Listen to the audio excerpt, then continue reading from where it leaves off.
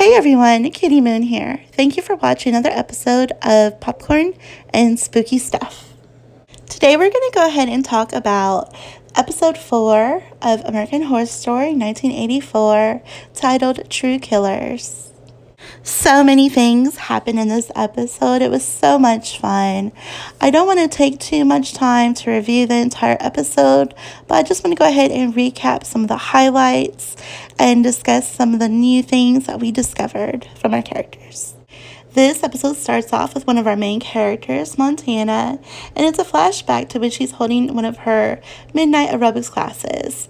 She is an all-male class, and they're rocking out to Billy Idol's Rebel Yell.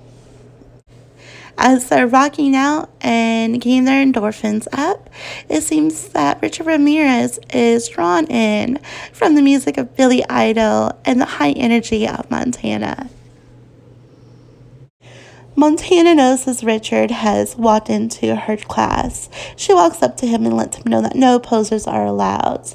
During this confrontation, one of her students interrupts their conversation, complaining that he is tired of listening to Billy Idol and he wants to listen to Cyndi Lauper. So Montana says no, and they go back and forth with her giving him the finger and telling him to shut the F up. After the classes, Montana walks to her locker, and she sees that student who was annoying her and she went into a little cuss battle with is killed and hanging above the lockers. His guts are leaking out, and he is totally dead. She is just so amused by this and discovers that it was Richard who killed him for her. She thinks it's the hottest thing, and they both have sex in the locker room. After they make love, Montana talks to Richard and talks about how she needs someone to be killed. And he says he would do anything for her, including killing someone for her. She goes into detail of a flashback of when she went to the morgue to visit her brother's dead body. It is then that we find out that indeed she was affected by the wedding of Brooke last summer. Her brother was the best man who was shot by the groom. In the next clip, we discover that Trevor and Xavier are trying to save Chet's life, and Chet is still alive. A la Pulp Fiction, the guy stabbed adrenaline into his chest, and he pops up with blood spraying everywhere, asking what happened. At this point, the character of Chet is just kind of like in and out of sleep just because of all that he's been through and all the trauma on his body. I don't know if his character is going to have any more highlights this season. I mean, we've already covered like this night almost, I think, is almost done. And then I think the series is going to either do a time jump or we may have some more twists. I don't know. But I'm really interested to see if Chet's going to survive this night. And if he does, how that will affect him in the time jump. We'll see. Next, we have Trevor and Xavier, who agree that they need to go ahead and notify Margaret and Bertie of what's going on and try to get them to safety. Trevor is successful in finding Margaret on the campgrounds. He finds Margaret, who is staring at a Jingles mask. Before he arrived, she went ahead and got some of the blood from one of the killed Jingles impersonators and marked a cross on the mask. Staring at it deep in thought, she's in her own little world. Trevor tries to get her attention and tells her that she needs to run to safety, that the killer is on the grounds and that people are dying and she needs to run with him. Margaret, unable to listen to him or take any actions to safety, refuses and says that the camp's going to stay open for summer and that the campers are arriving tomorrow and they are not going to cancel their plans. Trevor realizes that Margaret is not all there and she's just not going to listen to him. He basically skips out and tells her, "You do you, and I'm going to go ahead and get out of here." Xavier makes a dash to the cafeteria, where he finds Birdie sitting there making sandwiches for the campers that are arriving tomorrow. With blood on his jacket and shirt, Xavier is desperately trying to get Birdie to listen to him. He is trying to tell her that Jingles is back, that he is killing people, and they need to leave. Birdie, thinking that Xavier is just messing around with her, laughs off all his warnings and says, when will they ever learn? And she does not believe that Jingles is back. Shortly after his warnings, we hear somebody walking up to the door at the cafeteria. Xavier, frightened as could be, jumps underneath the table and hides. Birdie then realizes he was telling her the truth and was trying to warn her that Jingles was back. She gets up off the bench, turns around, and is facing Jingles. I have to say, this was a very well done scene by all the actors involved. There was so much that I didn't know if Birdie was going to open her mouth and show that she was a villain as well, or if she was a victim. It was definitely like either or, and it was very tense. Once she started talking, we realized she is innocent. She is not part of any of the killer's plans, and she is trying to pretend to be Jingle's friend for her own safety and for Xavier's. She tries to offer to make him a peanut butter and jelly sandwich, as he used to love to eat when he worked at the camp. As Birdie is trying to buy time with small chatting with Jingles, Xavier tries to escape from underneath the table. Unfortunately, though, he accidentally makes a banging noise, and it draws attention. Jingles then stands up and chases after Xavier, pulling him out from underneath the table. He throws him around and then hits him in the back of the head. Birdie, going into Mama Bear mode, tries to save Xavier, but is unable to muscle up against Jingles, who then stabs her repeatedly and beats her. After Jingles is done beating Birdie, we see another scene where it flashes into the kitchen. Xavier is placed into the oven, and Jingles turns up the temperature. He locks the door by putting a spoon in between the handles so no one could open the door from the inside. Xavier is going to cook inside the oven a slow and painful death. Some time passes, and Xavier is bubbling up on his skin, and he is burning. He is crying for someone to help him, and it seems that he is almost given up any hope and accepting his fate.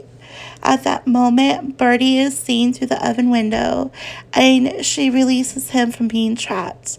She falls down on the ground, and Xavier is able to crawl up to her.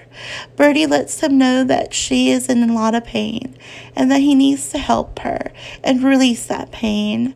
This has to be one of the saddest scenes so far. It always seems that Xavier is placed in these very emotional scenes. First, when he witnessed the real Nurse Rita die, you could see him actually cry in tears from that. And then in this scene with Birdie, he does not want to stab Birdie in the chest, but at the same time, she rescued him and saved his life. He owes her, so he does as she wishes and stabs her in the chest.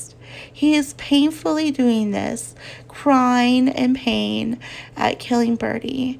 You can tell that this has been such a traumatic night on Xavier.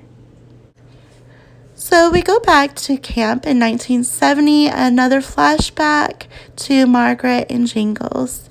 We have Margaret as a camp counselor, and she is definitely being bullied by her peers. The other camp counselors make fun of her for her religious views and for her just being a little bit off and crazy in the head. Definitely she is a little weird, but I don't think she deserves the amount of bullying that they're doing to her. She definitely lets Jingles know how much she hates everyone and how she wishes that she could get vengeance on them. Margaret approaches Jingles, who is at the lunch bench carving a bear. He lets her know that bears have a mate for life, and this is information that Margaret will use to her advantage. Much like what Dr. Donna did, Margaret in 1970 is definitely using Jingles and is putting ideas in his head and planting the seeds to have him kill the camp counselors that have done her wrong. I just want to say that the relationship between Margaret and Jingles and Montana and the Night Stalker are very similar. You have two very smart women who are drawn to darkness, but are using their sexuality to put ideas in these men's heads to get what they want.